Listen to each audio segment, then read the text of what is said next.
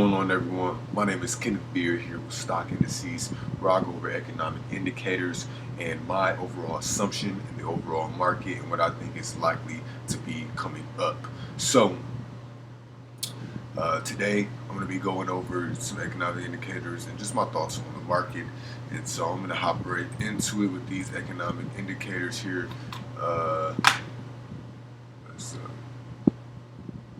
This week has been a pretty calm week, but with the days that we have some pretty numbers. We have some pretty informational numbers for the numbers that did come out today. We had consumer price index is core CPI. So consumer price index is going up to 0.8%. It's expected to actually drop below previously, but it's beating that. CPI, the core CPI numbers were expected to stay the same, but went all the way up to 0.9%. So what that is technically showing us here, core inflation has been really driving the markets as of recently. Everybody is fighting to go back out to the real world. Everyone's fighting to, and then for the rest of it, my fault. But for the rest of the day, we just got a lot of Fed people speaking. So those were the only two indicators that I was paying attention to. But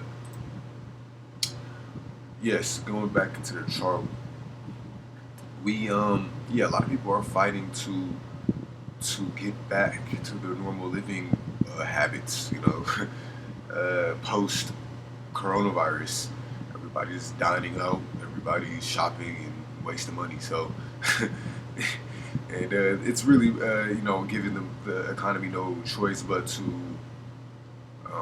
raise the inflation. And so, if you go to a Wendy's around your corner, you can see that the menu prices have even gone up. So it's really having an impact on the market. I think, there's different variables as to why the market is pulling back so hard. But in times like this, when the market does pull back, you have to readjust yourself and really understand, what the market's doing and start to, when you're in sync with a bull market for such a long time and then the market starts to pull back very heavily like it is right now, you start to, I wouldn't say get concerned, but you just have to realign yourself. It's really easy to get stuck in one pattern, in one direction, and not see the other way coming. So always keep that in mind here. Starting with the ES mini futures, we got these S&P 500 futures up. Just going to be looking at this right now. So we were in this range, just choppiness going sideways. We pushed to make new highs. It was looking good for a second, and then right up here in this area up here, we had some resistance, and it wasn't any normal resistance. It's taking us three big red days. We've fallen down about 3%, if you ask me, back down to even below previous support levels. So, we're seeing a pretty heavy bearish pullback or retracement, and go to the 1 hour, you can just see from starting highs, we didn't last long. So looking like today the market is starting to veer even lower, going down to potentially lower levels. So we're going to keep that in mind. And it's certain levels that I'm looking for.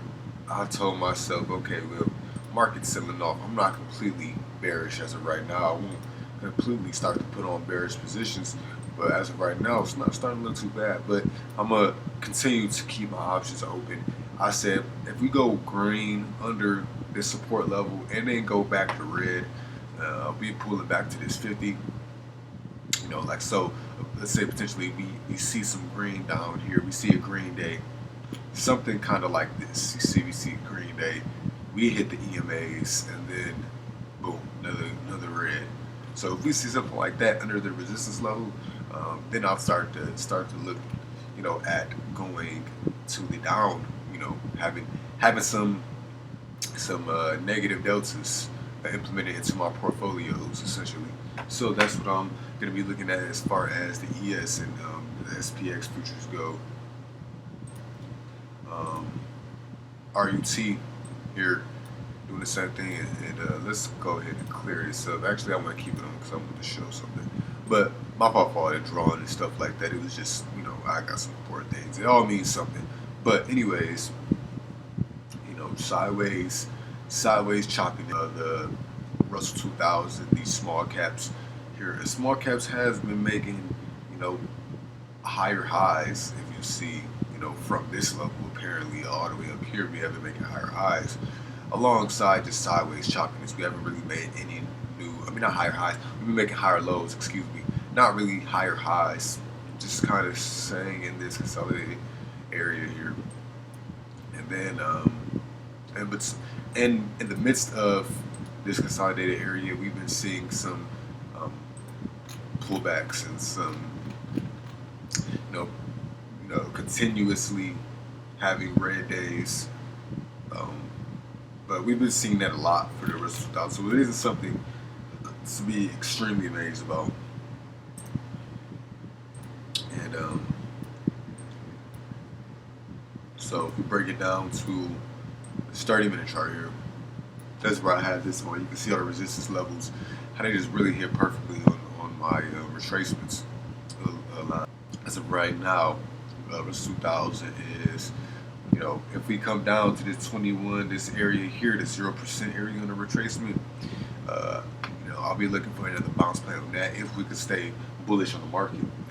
Looks like as of right now that the market is still weak, so just staying patient on those. For the Qs, the Nasdaq was doing kind of the same thing. Here we had a double bottom and puts, and yeah, they're coming back down. My outing on this will be okay if we break down and we get to 315 ish. We can't hold. We drop another 5 points. Let's say what is 5 points here? If we drop another 2%, I got to get out. No ifs, ands, or buts about it. I'm gonna cut that trade here, but we should. It'll be very difficult for the sellers. It'll have to be something very severe for the sellers to override this support level and go with my plan here. Google, on the other hand, one of these tech stocks here.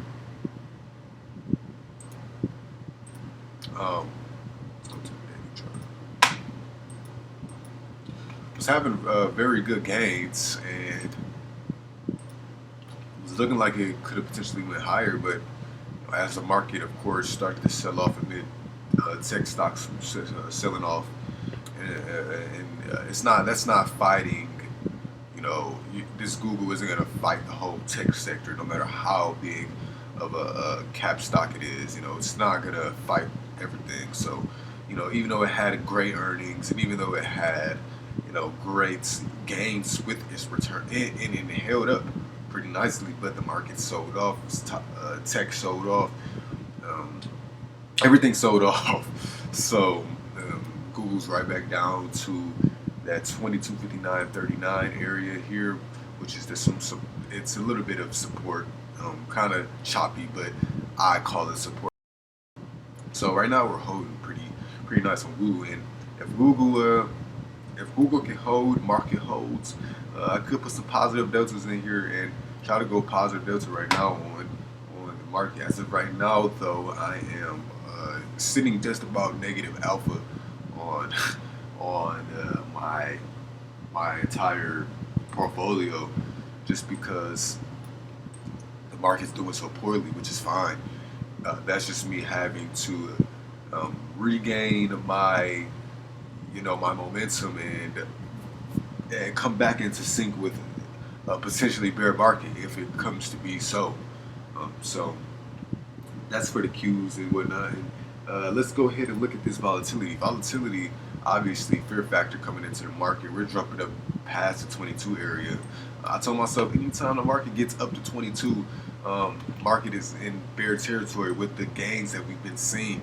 Now if the market were to bounce to 20 or stay at 18, that is where we want to see the market at with the substantial gains that we've been seeing. But the market has been seeing, these low volatile levels for such a long time. It's only natural that they come back up, and it has to be a balance. You can't get all one; you get both in the market. So that is for the VIX here. And the last one I'm going to go over is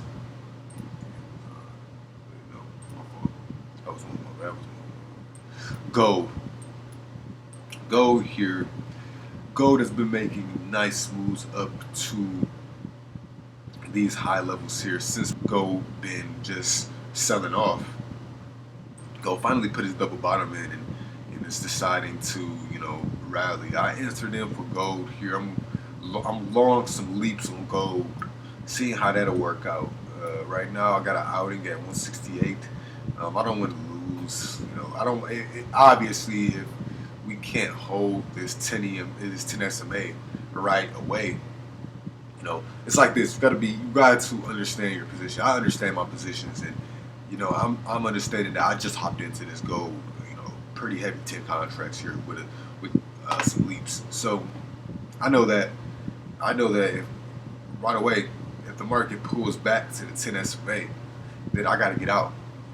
But if the market rallies from my entry point, in which I specifically waited and stayed patient for it to enter, because I knew that this gold could potentially be overextended just because it's had a nice move already. I know that being patient and waiting for gold to make its move would be the right thing. So wait for gold to make its move first. So let's say gold consolidates a little bit sideways. We go sideways a little bit, boom, boom, boom, and then we drop.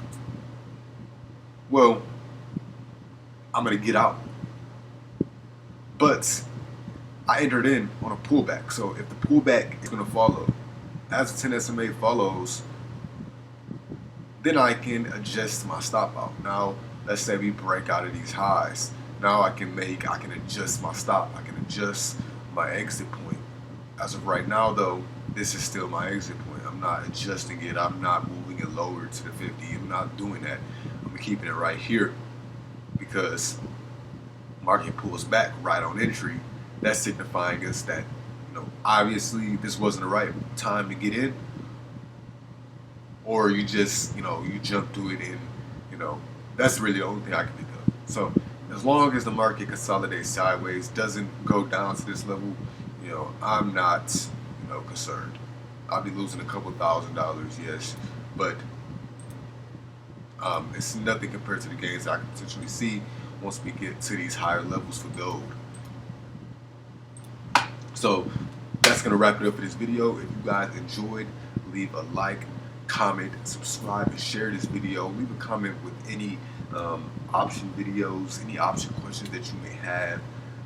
I am here to help you all alongside my journey and alongside your journey. So like I said, if you like this video, leave a like, comment, subscribe, and I will see you all in the next one.